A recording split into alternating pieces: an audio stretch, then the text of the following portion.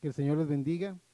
En este día he sentido en mi corazón predicar un mensaje que tiene por nombre las 5 identificaciones definitivas de la iglesia del Dios vivo. Espero que sea de bendición para ustedes. Y para ello los quiero invitar a que vayamos a la palabra del Señor en el libro de San Mateo, en el capítulo 16, en el verso 13. Vamos a leer del verso 13 hasta el verso 19. Mateo 16, 13 al 19. Dice así la palabra del Señor. Viniendo Jesús a la región de Cesarea de Filipo, preguntó a sus discípulos diciendo, ¿quién dicen los hombres que es el Hijo del Hombre? Ellos dijeron, unos, Juan el Bautista, otros, Elías, y otros, Jeremías o alguno de los profetas. Él les dijo, ¿y vosotros quién decís que soy yo?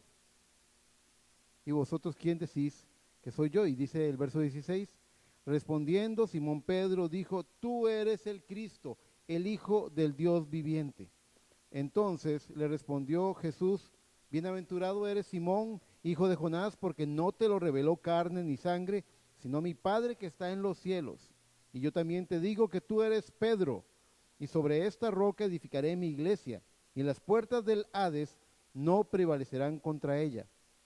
Y a ti te daré las llaves del reino de los cielos, y todo lo que atares en la tierra será atado en los cielos, y todo lo que desatares en la tierra será desatado en los cielos. Quiero invitarlos a que hagamos una oración para que el Señor me ayude en esta prédica.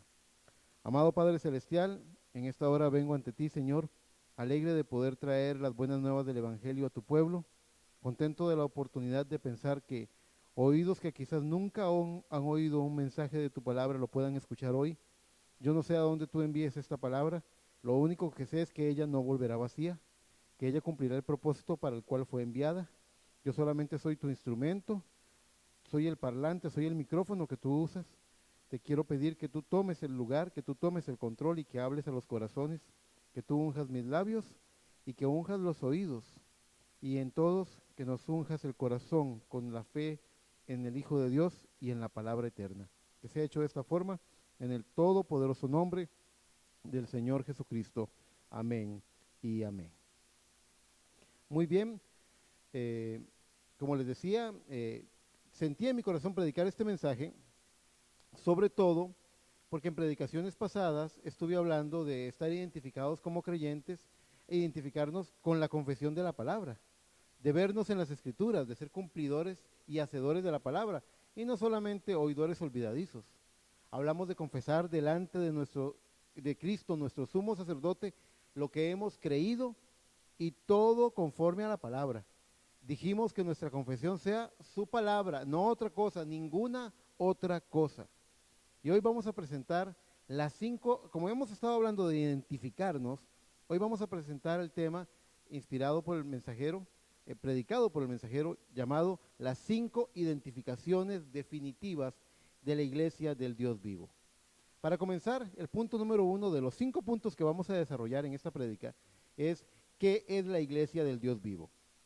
La palabra iglesia viene de una palabra que fue William Tyndale el que la desarrolló en sus estudios teológicos, en sus estudios de la palabra, un británico.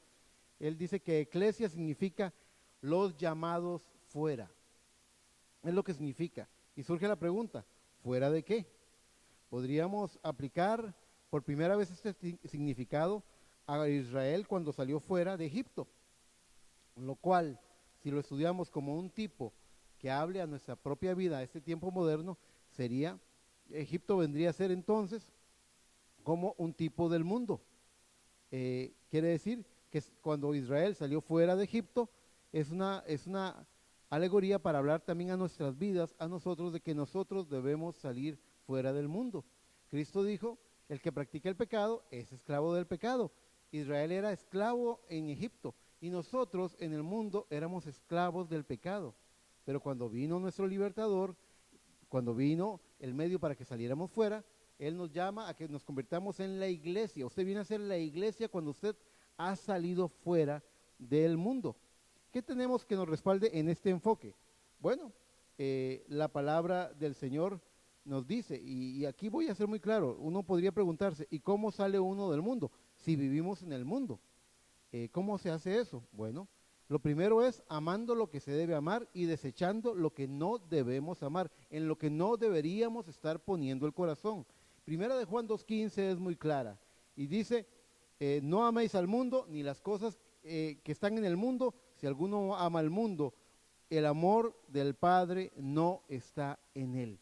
Yo sé que todo creyente quiere ser lleno del amor de Dios. Así que esta es una exhortación para que soltemos el amor por las cosas de esta vida y nos rindamos completamente al amor del Padre.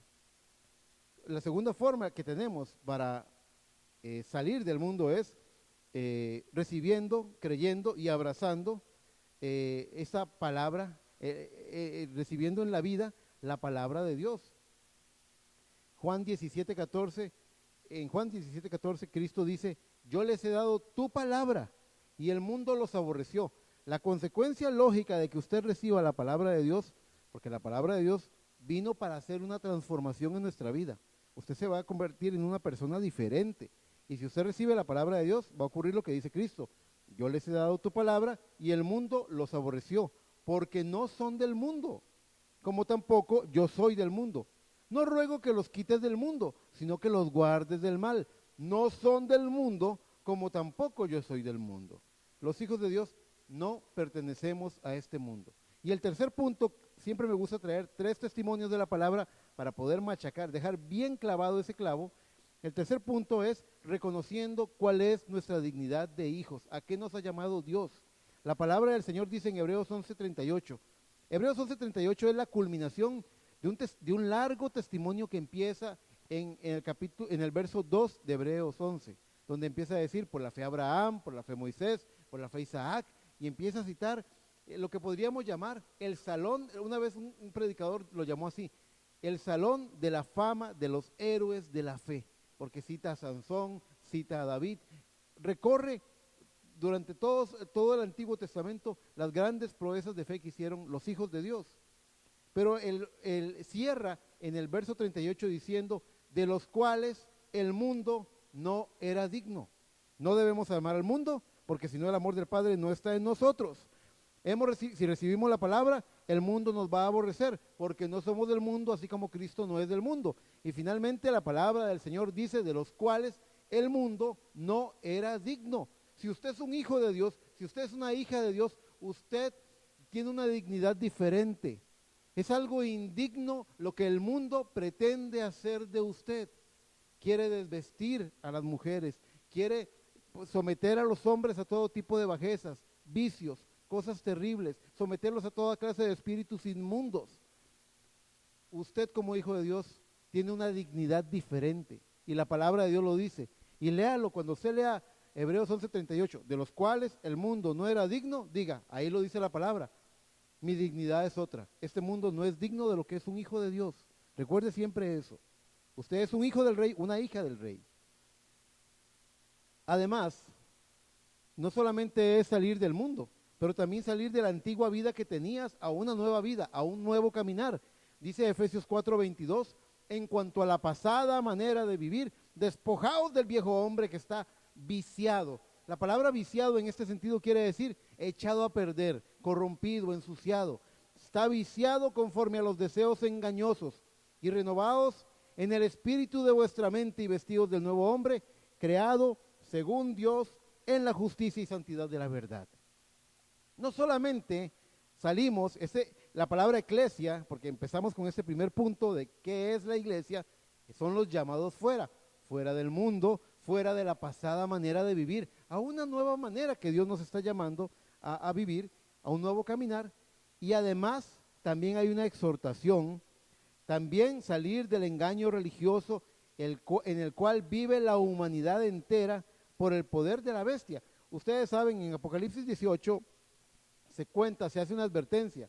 Apocalipsis 18 dice, y oí otra voz del cielo que decía, salid de ella, pueblo mío, para que no seáis partícipe de sus pecados, ni recibáis parte de sus plagas. Está hablando de la bestia, está hablando de la gran ramera, está hablando de un poder. Cuando usted va y revisa lo que en Apocalipsis 17 se dice, y en Apocalipsis 13 se dice de la gran ramera, ella está sentada sobre una bestia que tiene muchos nombres blasfemos escritos en su cuerpo.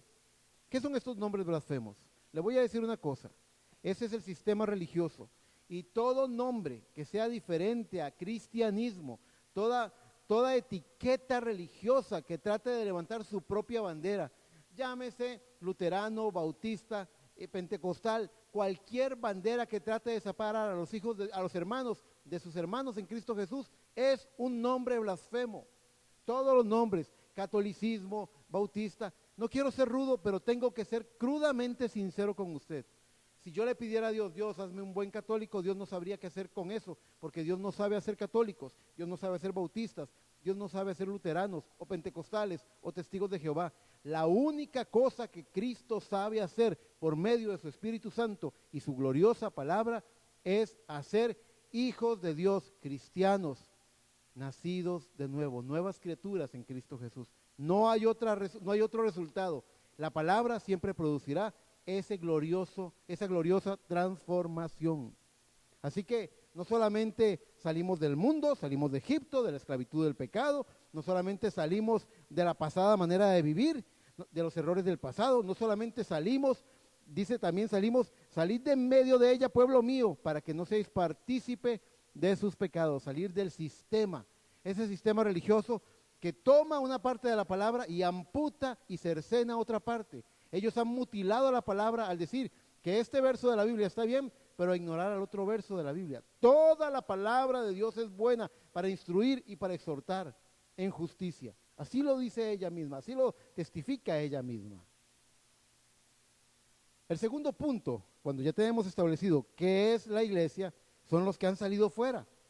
Toda persona que haya escuchado el llamado de Dios, aquella voz sutil de la que hablábamos en semanas anteriores, toda persona que haya sido llamada por Dios y haya respondido al llamado y haya salido fuera de la mundanalidad, de la esclavitud del pecado, de la pasada manera de vivir e incluso del sistema religioso que trae engaño, que ciega nuestros ojos, todos ellos forman la iglesia, los llamados fuera por el Señor. Ahora el segundo punto, la segunda identificación de la iglesia del Dios vivo es de responder a la pregunta, ¿quién la estableció? ¿Quién estableció la iglesia? Jesucristo mismo, con el fundamento que puso ese día de esa cita de Mateo 16, cuando dice, sobre esta roca edificaré mi iglesia. Esa roca que era la revelación de quién era Jesucristo. ¿Recuerda lo que dijo Pedro? Yo digo que tú eres Cristo, el Hijo del Dios viviente. Y él dijo, sobre esa roca, sobre esa afirmación, sobre esa tremenda revelación que no recibiste de hombre alguno, carne y sangre no te lo reveló, no te lo enseñó ningún pastor, no lo aprendiste en ningún seminario, ningún cura te lo enseñó, sino mi Padre que está en los cielos te lo ha revelado. Sobre esa revelación edificaré mi iglesia y las puertas del infierno no prevalecerán contra ella. Cristo es el que la ha fundado, Cristo es el que la ha establecido. Más aún, Cristo es la cabeza. Le voy a leer lo que dice el libro de Efesios en el capítulo 1, en los versos 20 al 22. Dice la palabra del Señor, la cual operó en Cristo, resucitándole de los muertos, está hablando del poder, y sentándole a su diestra en los lugares celestiales, sobre todo principado y autoridad y poder y señorío, y sobre todo nombre que se nombra, no solo en este siglo, sino también en el venidero. Y sometió todas las cosas bajo sus pies, y lo dio por cabeza, oiga, Él es la cabeza, y lo dio por cabeza sobre todas las cosas a la iglesia, la cual es su cuerpo, la plenitud de aquel que todo lo llena en todo. Así que ha sido establecida por Jesucristo, que es la cabeza, y también Él debe tener la preeminencia. Dice la palabra del Señor en el libro de Colosenses, en el capítulo 1, en el verso 17, me parece que es solo el verso 17, sí, correcto. Dice Colosenses 1:17, dice, y Él es antes de todas las cosas. ¿Quién es Él? Jesucristo. Y Él es antes de todas las cosas. Y todas las cosas en Él subsisten. Verso 18. Y Él es la cabeza del cuerpo que es la iglesia, el que es el principio, el primogénito de entre los muertos, para que en todo tenga la preeminencia. ¿Qué significa la palabra preeminencia? Tener el primer lugar, Las versiones antiguas dicen el primado, tener el primer lugar. Me pregunto si tiene el primer lugar sobre su vida. Esa es una nota importante de la que quiero hablar, porque hay mucha gente que no tiene ningún problema en venir a Cristo para que sane su cuerpo enfermo, para que tienen temor saben que han cometido pecados terribles y quieren ser perdonados de ellos y buscan ese perdón. No tienen ningún problema en hacer de Cristo su Salvador, pero ¿sabe dónde tropiezan? Ellos rechazan a Cristo como su Señor. Y el profeta de Dios dice, usted no puede hacerlo de Él su Salvador sin que sea también su Señor. Si Él va a ser su Salvador, Él va a ser también su Señor. Y el Señor es la cabeza, el que dice cómo debemos vivir, el que toma decisiones por nosotros. La pregunta que yo le tengo aquí es, ¿Él está en control de su vida? ¿Usted hace lo que Él quiere que haga? ¿Vive su vida conforme a la palabra de Dios? Él le va a decir qué conversaciones son edificantes y cuáles no. Él le va a decir en qué debe poner su mirada y en qué no. Él le va a decir cómo debe comportarse, cómo debe vestirse. Él le va a decir que es porque Él ama la santidad y Él es muy limpio de ojos para ver el pecado.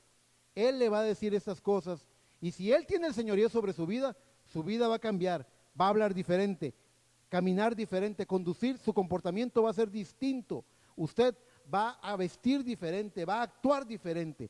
Si no lo ha hecho, le voy a decir algo que el profeta dice en este mensaje. Cuando hay gente que lo acepta como su Salvador, porque quiere los beneficios de la salvación y la redención, pero no lo acepta como su Señor, se están engañando solos. Si usted es una persona que ha aceptado a Cristo como su Salvador, pero viste como quiere, habla como quiere y hace lo que usted quiere, permítame decirle lo que dice el profeta. El profeta dice, estas personas creen que están creyendo, pero no lo están haciendo. Repito, lo voy a hablar en términos más nuestros. Ellos piensan que están creyendo cuando de verdad no están creyendo, no están teniendo una fe del corazón en toda la palabra de Dios, porque si la tuvieran, su vida sería distinta. Hay gente que cuando va a la iglesia viste de una forma y luego en la calle anda de otra. Ahí no está el señorío de Dios. Si usted lo quiere hacer su Salvador, sepa que también lo tiene que hacer su Señor. Él es la cabeza, Él tiene la preeminencia, Él es el que te dice, el Espíritu Santo es el que me dice cuando me visto y me veo al espejo, ¿cómo te queda esa camisa? El que nos dice cómo debemos presentarnos, cómo debemos hablar, la forma apropiada que glorifica al Señor. Si usted todavía no tiene ese carácter, usted posiblemente bajo la luz del mensajero, lo que está diciendo el mensajero, usted piensa que está creyendo, pero no lo está haciendo verdaderamente. Y es duro decirlo, pero tiene que escucharlo para que lo confronte con su vida y vaya ahí al Calvario, volvamos al Calvario y arrodillémonos delante de Él y digámosle, Señor, yo quiero un verdadero arrepentimiento, no quiero un falso arrepentimiento. Primera de Corintios capítulo 7, verso 10 me parece, es el que dice, porque la tristeza que es según el mundo produce muerte. La tristeza que tenemos por las cosas, por las consecuencias de las cosas malas que hemos hecho, produce muerte. Mas la tristeza que es según Dios, produce arrepentimiento para vida. Y eso es lo que ocupamos, un sincero arrepentimiento. Ya hemos desarrollado 2 puntos de los 5, que es la iglesia, los llamados fuera.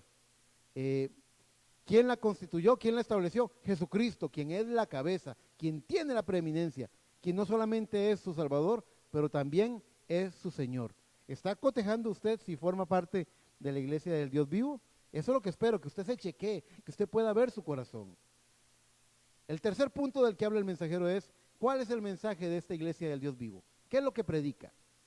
La iglesia ha sido comisionada para predicar el arrepentimiento y el perdón de pecados. Y no puede haber el uno sin el otro. De la misma forma que no puede haber, de la misma forma en la que usted no puede hacer de Cristo su Salvador sin que Él sea también su Señor, usted no puede obtener perdón de pecados sin tener el más sincero y honesto arrepentimiento. ¿Qué es arrepentimiento? Le voy a dar 2 términos que pueden definir el arrepentimiento. El más sencillo, que usted lo ha oído muchas veces de mí, es cambiar la mentalidad, cambiar la opinión, a la opinión que tiene Dios. Llamar bueno lo que Dios llama bueno, llamar inmundo lo que Dios llama inmundo, llamar pecado lo que Dios llama pecado. Luego, el segundo término es un término muy bonito, es una parábola, dice que es sentir suficiente dolor para no pecar nunca más.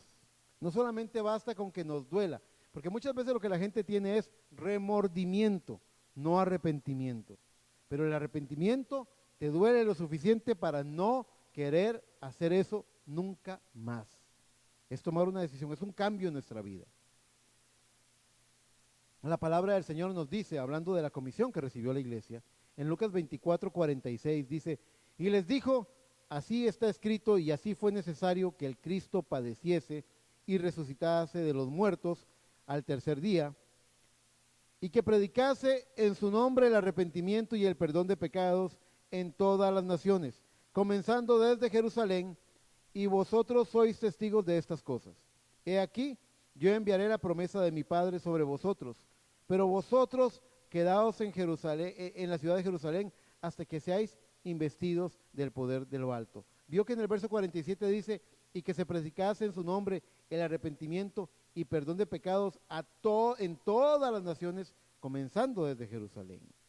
También dice la palabra del Señor en Hechos 1:8, recalca y dice, pero recibiréis poder cuando haya venido sobre vosotros el Espíritu Santo, y me seréis testigos en Jerusalén, en toda Judea, en Samaria y hasta lo último de la tierra. Lo que nos faculta como testigos que testifiquen el verdadero mensaje que Dios ha comisionado a la iglesia para dar, es la venida del Espíritu Santo sobre nuestras vidas. Las palabras de Jesús anunciaban un reino venidero de testigos de su poder. Le pregunto, ¿es usted testigo de su resurrección? Lo que quiero preguntarle es, ¿puede usted asegurar más allá de toda duda que Él está vivo, que Cristo está vivo? ¿Puede usted garantizar y asegurar con su propia vida que Jesucristo está vivo? ¿Lo ha experimentado, lo ha comprobado? Porque esa es la iglesia del Dios vivo. No solamente para predicar el arrepentimiento y el perdón de pecados, pero para predicar el bautismo en agua y el bautismo del Espíritu Santo. Hay una cita que me gustaría mostrarles, más adelante hablaré de lo del tema del bautismo, pero hay una cita que nos muestra cómo el Espíritu Santo viene como fruto de la obediencia. Y ojalá que usted pueda leerlo conmigo, y está en Hechos 5:32, en Hechos 5:32. Usted va a encontrar ahí una palabra que dice claramente cómo se obtiene el Espíritu Santo. Es algo tan sencillo, tan simple, es glorioso cómo la palabra puede simplificarse para que pueda venir clara a nuestro entendimiento. En Hechos 5, verso 32, dice, y nosotros somos testigos suyos de estas cosas, y también el Espíritu Santo, el cual ha dado Dios a los que le obedecen. Repito, ¿a quiénes les da el Espíritu Santo? Dice, el cual ha dado Dios a los que le obedecen. Obediencia te da derecho a la señal del Espíritu Santo. Curiosamente, si usted se pone a revisar, Dios le dio el bautismo del Espíritu Santo a los de Hechos 2, que mandaron bautizar en el nombre del Señor Jesucristo. A los de Hechos 8, que eran samaritanos, una mezcla de judío con gentil, y los bautizaron en el nombre del Señor Jesucristo. Le dio el Espíritu Santo a los de Hechos 10, Cornelio y toda su casa fueron llenos del Espíritu Santo y fueron bautizados en el nombre del Señor Jesucristo. A los de Hechos 19, que no eran gentiles, eran judíos, que fueron rebautizados porque ellos tenían el bautismo de Juan, en el nombre del que había de venir, y fueron bautizados en el nombre del Señor Jesús y recibieron el bautismo del Espíritu Santo. ¿Por qué le pongo este ejemplo? ¿Por qué le cito estas escrituras? Porque si es cierto que Hechos 5:32 dice que el cual ha dado Dios, el Espíritu Santo, el cual ha dado Dios a los que le obedecen, quiere decir que el Espíritu Santo en todas estas ocasiones vino como una vindicación, como un respaldo de una fe que había sido aprobada, de una fe que estaba correcta. ¿Saben ustedes, amigos que nos escuchan, creyentes de diferentes iglesias, sabían ustedes que durante los primeros 300 años de historia cristiana, los creyentes se bautizaron siempre en el nombre del Señor Jesucristo? ¿Saben ustedes que el bautismo en agua fue cambiado en el año 325, en el concilio de Nicea, a títulos de Padre, Hijo y Espíritu Santo? Que fue precisamente en el tiempo en el cual los debates entre Arrio y Atanasio, entre las teorías de Arrio y de Atanasio, vinieron a crear una doctrina, una palabra que nunca ha existido en la Biblia que se llama Trinidad? ¿Sabe usted que el nacimiento de la Iglesia Católica en el siglo III, cuando Constantino apoyó a los cristianos, dice que apoyó entre comillas a los cristianos, un político apoyando al cristianismo, cuando nace la Iglesia Católica Romana, viene de la mano la doctrina de la Santísima Trinidad y el cambio de bautismo?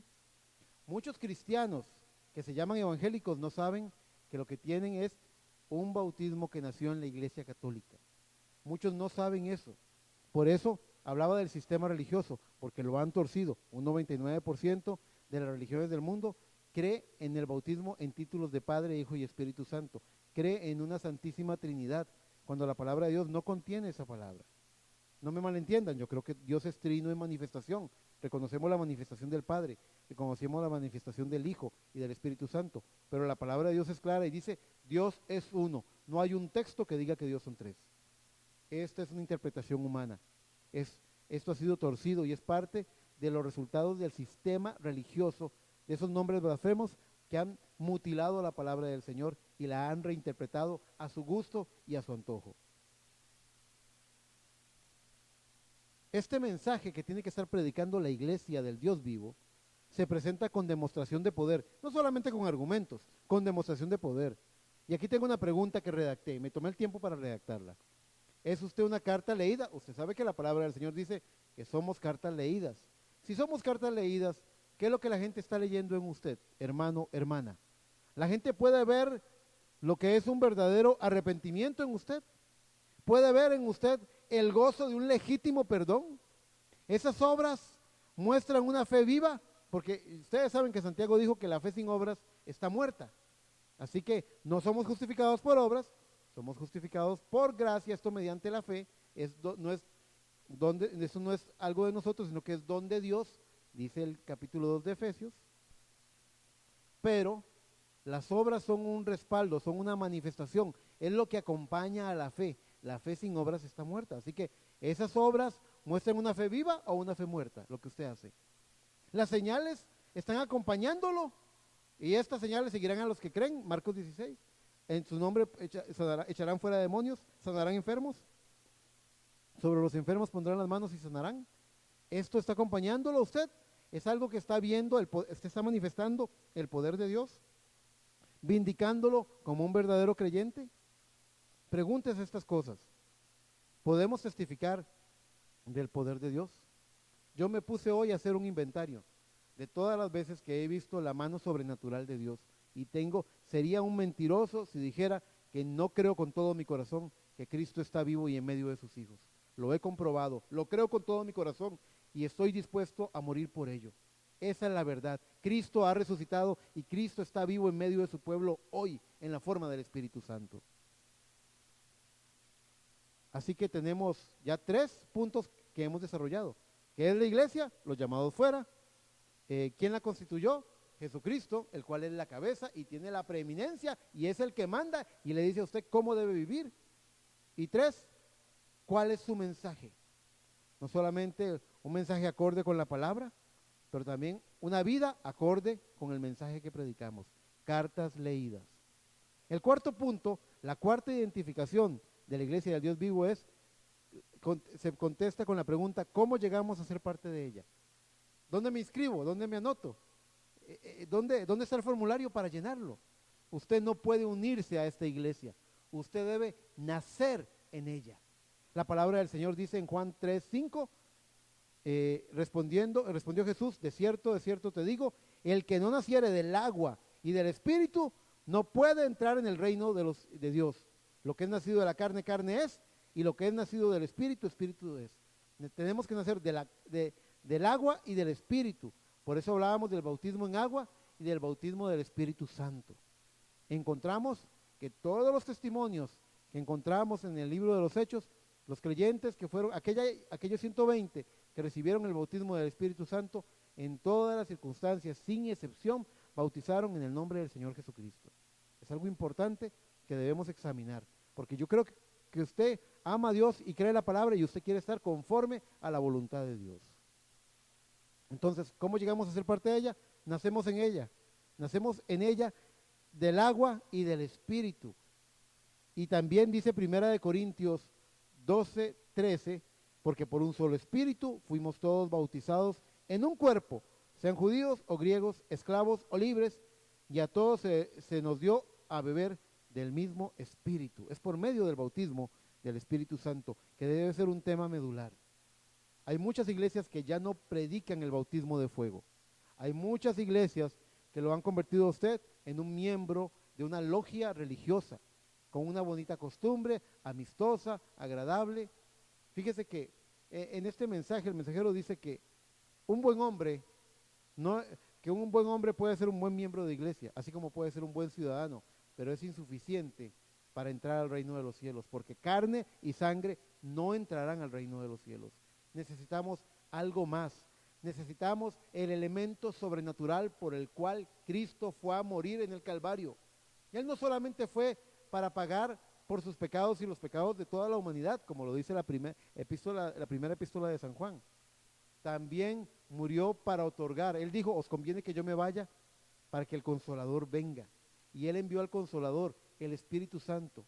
¿Se acuerdan de las palabras de Juan el Bautista? Él dijo, yo os bautizo en agua, pero detrás de mí viene uno que los va a bautizar en fuego. El bautismo de fuego, el bautismo del Espíritu Santo es el elemento sobrenatural que torna nuestras vidas diferentes y que nos meten en el cuerpo de Cristo. No una iglesia, no un templo, no una denominación religiosa, no una cierta religión, ya dijimos que son nombres blasfemos, sino un nacimiento espiritual que te mete en el cuerpo místico de Jesucristo, creyentes en todo el mundo. No tengo miedo de decir que esta es la verdad, que Dios no se para por ninguna religión y que ninguna religión tiene la factura de Dios. Nadie puede decir que Dios les pertenece a ellos, pero los hijos de Dios están en todas partes y no deben ser etiquetados por religión. El único sello, la única marca que deben recibir ellos es el sello del Espíritu Santo. Así dice Efesios 4:3, y no contristéis al Espíritu Santo con el cual fuisteis sellados para el día de la redención. Eso es todo lo que necesitamos. Y el último punto, el quinto punto a desarrollar es contestar a la pregunta, ¿se puede ir al cielo? ¿Uno se puede ir al cielo sin estar en esa iglesia?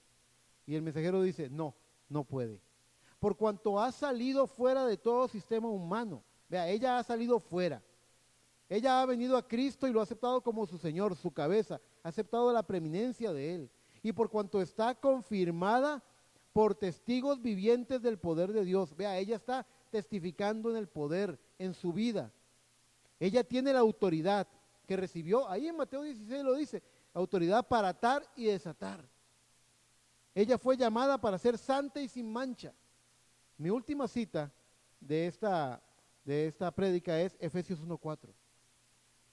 Quiero que sepan que Dios, dice la palabra del Señor, que Dios tomó a cada hijo, cada hija de Dios. Si usted ha creído la palabra de Dios, quiero que sepa que usted es un escogido de Dios. La palabra de Dios nos dice en Efesios 1:4, según nos escogió en Él. ¿En quién? En Cristo. Nada puede estar fuera de Cristo, nada fuera de su palabra. Según nos escogió en Él, antes de la fundación del mundo.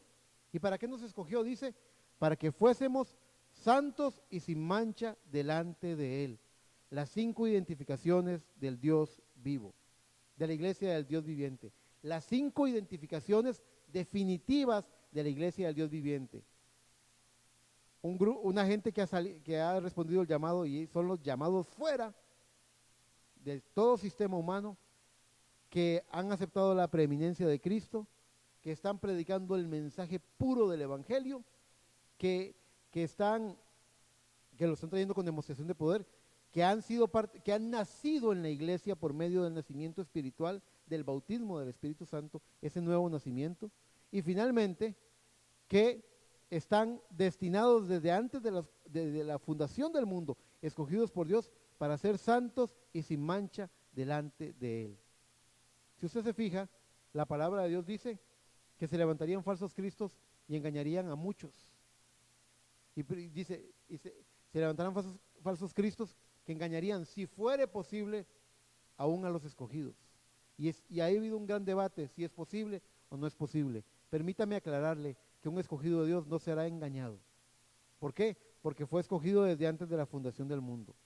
Porque según lo dice también Apocalipsis 13 y Apocalipsis 17, en sus versos 8, declara la palabra del Señor que fueron engañados, que adoraron a la bestia, todos aquellos cuyos nombres no estaban escritos en el libro de la vida del Cordero. Y porque el precio por estos escogidos de Dios fue pagado hace mucho tiempo, antes que hubiera un átomo o un grano de arena. Dice Primera de Pedro 1, 18 al 20, dice, sino con la sangre preciosa de un cordero ya inmolado desde antes de la fundación del mundo. Y el precio fue pagado, el libro fue escrito y el llamamiento fue hecho antes de la fundación del mundo. Y lo que hoy estamos haciendo es manifestando verdaderamente quiénes somos. Su vida va a decir quién es usted, si es un creyente o no lo es. Si está fingiendo, si está jugando a la iglesia, se va a notar. Y este chequeo, esta lista de chequeos, le van a decir a usted, ¿he salido fuera? No he salido fuera, no estoy en ese grupo. Cristo tiene la preeminencia en mi vida, Él es el que manda, o yo hago lo que quiero. No estoy, o sí estoy en ese grupo. Estoy testificando ese mensaje no solamente con la doctrina correcta y original de la iglesia de Pentecostés, que recibió el fuego de Pentecostés, sino también porque soy una carta leída que muestra un sincero arrepentimiento y una verdadera vida, con testimonios de poder, del poder de su resurrección. He venido a ser parte de ella porque yo testifico, y se los quiero hacer muy claro, yo no predicaría algo, no solamente que no crea, sino que no haya, de lo que no tenga experiencia. El que no vive lo que predica carece de autoridad. Yo creo en predicar lo que uno ha vivido, y yo creo en el bautismo del Espíritu Santo porque yo mismo lo he experimentado, y no solamente les testifico que hay un bautismo del Espíritu Santo, sino que hay una constante rellenura de ese Espíritu Santo. Hay un antes y un después cuando ese sello viene. Yo solamente espero que usted pueda considerar estas cosas y darse cuenta de que la iglesia del Dios viviente no es una cierta religión.